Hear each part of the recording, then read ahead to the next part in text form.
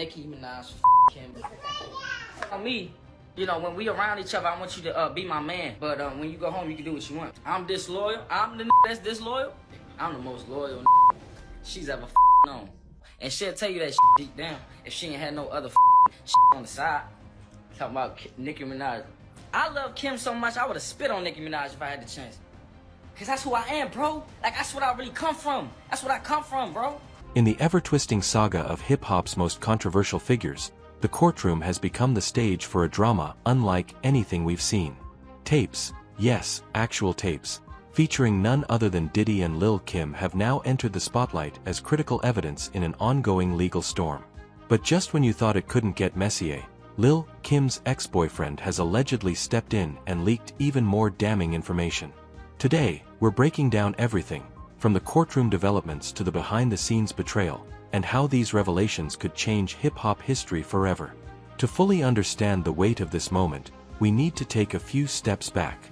Sean Diddy Combs, the mogul behind Bad Boy Records, has been embroiled in legal issues ranging from civil suits to rumored federal investigations. But even mad at the crush, she's an icon. I come to LA, you know, a couple times, you know, I go with her to do her shows or whatever. We just hanging around each other, talking about ideas. Time in LA, I'm chilling. I'm minding my business. She come in the room. I'm like, all right, I'm coming in the room. She gonna tell me, you know, when we around each other, I want you to be my man. But when you go home, you can do what you want. And I was stunned. I didn't know what the to do. What the do I say? I'm here for business. I don't even know shorty like that. I'm here for business. I don't even know shorty like that. I'm trying to be as respectful as I can, because literally I'm just here to work with you. So she's like, go out. You know, I go out with her nephew and the peoples and shit. And I was like, all right, we'll talk about it later. Remember, I'm a at the end, I'm a so I was like, all right, that's cool. No harm, no foul. So we're doing our thing, having our little fun in LA, you know what I'm saying, being human beings, being people, being genuine, talking about life and shit. You know, we started, you know what I'm saying? And then I come around and getting, and she talking about way too serious. I'm like, whoa, hold the up. This is cool, but I just want to let you know, this, like, I don't want to go no farther than this. But I made it simple, you know, she mad and she give me a little attitude, whatever. That's, you know, women do that shit, whatever. Thought that was it. We became closer, but it never changed from what I just told you. You want to talk about how my sister came to the show and you let Keke Palmer get in your head talking about I was my sister?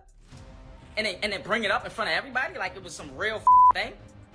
My blood sister that's been around my whole life?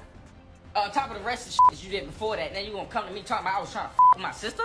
Accusations of misconduct, abuse, and secret dealings have surfaced, with each week adding new names and faces to the unfolding scandal.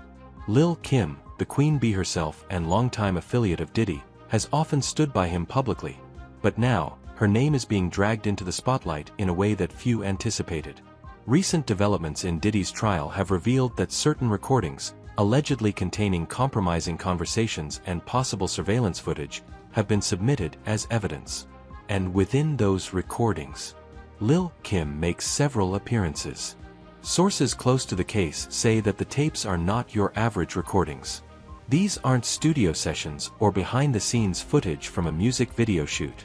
Instead, they reportedly include private discussions, possibly recorded without the participants' knowledge, that touch on everything from financial transactions to highly sensitive personal matters.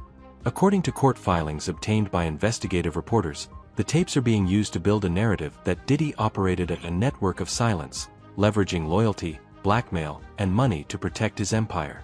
Lil Kim, in some of these recordings, is allegedly heard speaking in cryptic language about people who need to be kept quiet, and things we can't let out. While nothing has been confirmed as directly incriminating, prosecutors are leaning heavily on these statements to paint a picture of a wider conspiracy. Just as the media was beginning to digest the implications of these tapes, another bombshell dropped, an alleged leak from Lil Kim's ex-boyfriend.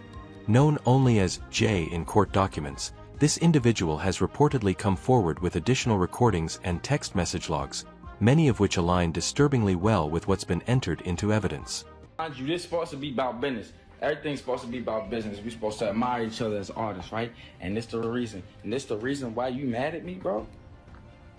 Cause I came out with a beautiful, blessing baby boy? Huh? Do all of that to me? Mind you, there's some I never say to Kim because there's a line I won't cross. I'll be honest, but I'll never cross that line. You known her for years.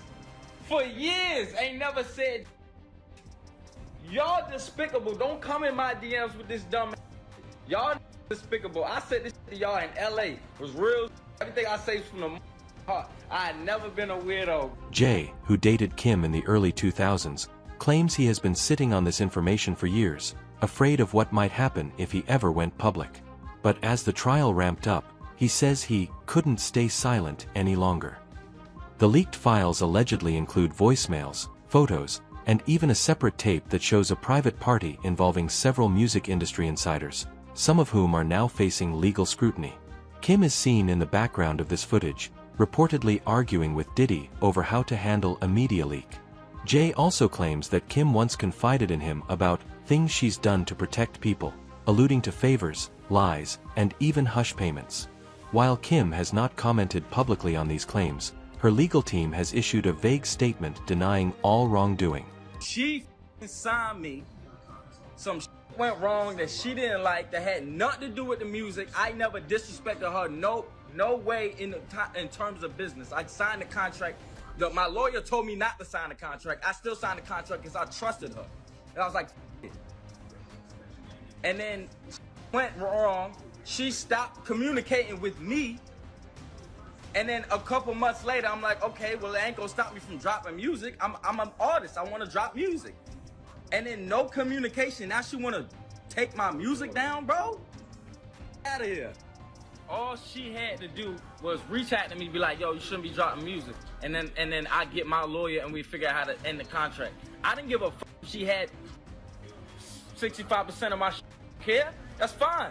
If my blew up one day and I had to order some money, I don't care. I give it to her. I got nothing but love for shorty. That's it. The fallout from these revelations has been swift.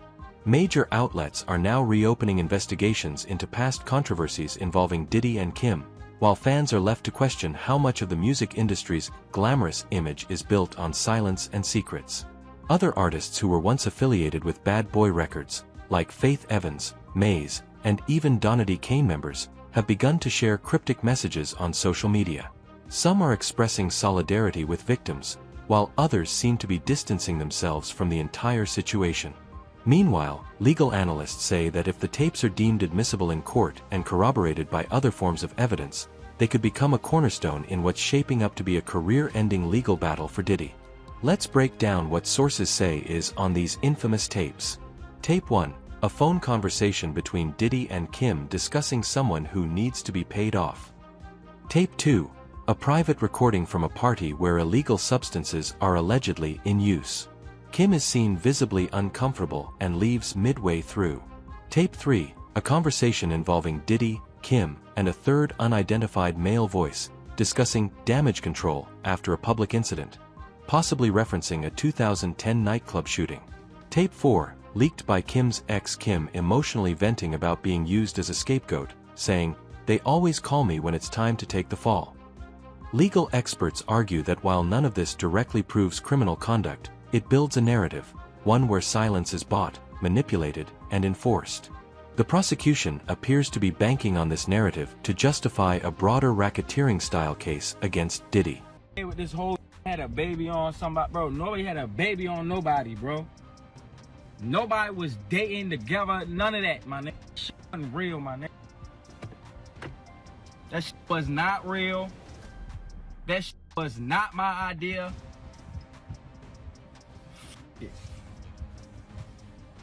And I ain't say shit for the whole time. I ain't say shit. Nigga was you over there with, getting groped up by another nigga. I say shit. Cause I don't care. Okay, y'all obviously doing y'all big one on this shit. I get another email, song was ready dropped tonight. It's getting taken down too. What do y'all want, bro?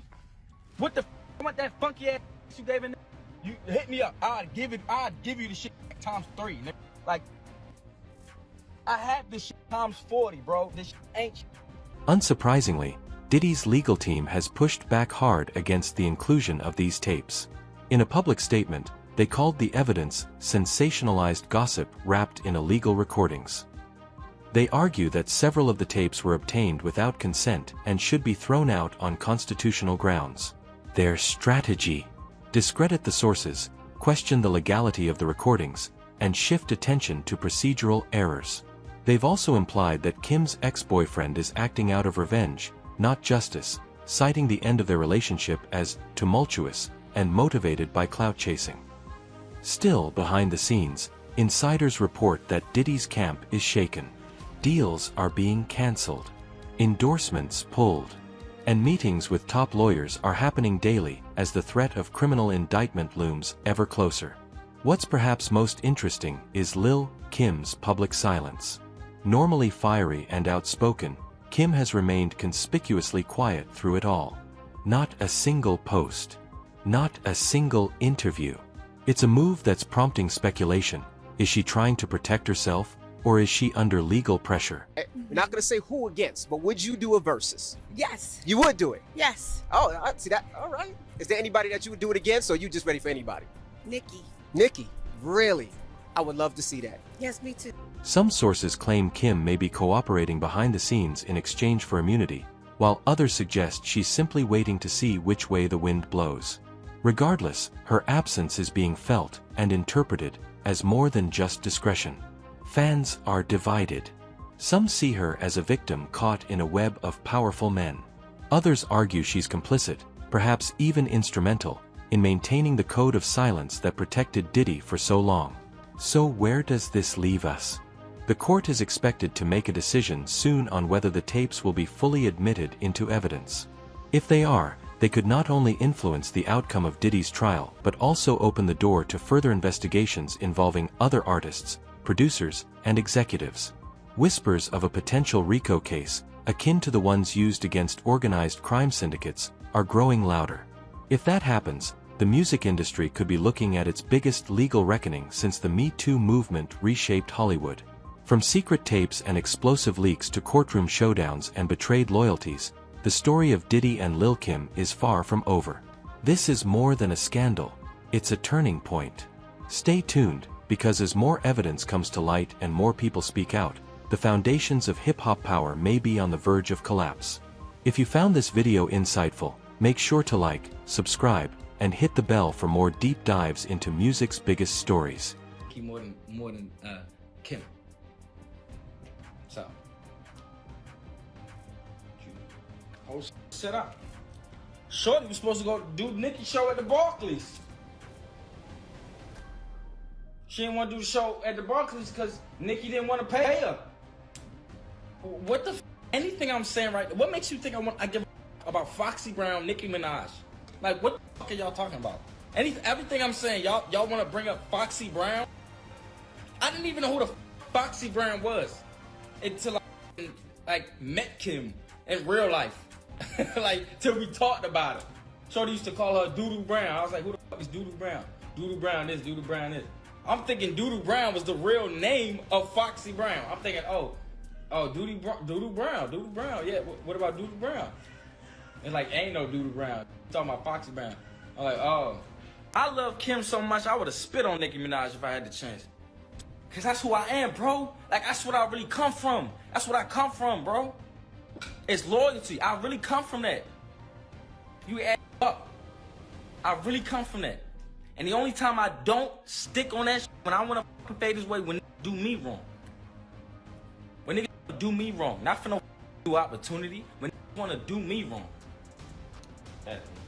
That's not no shade to Nicki, because I don't want to get my ring. Actually, no.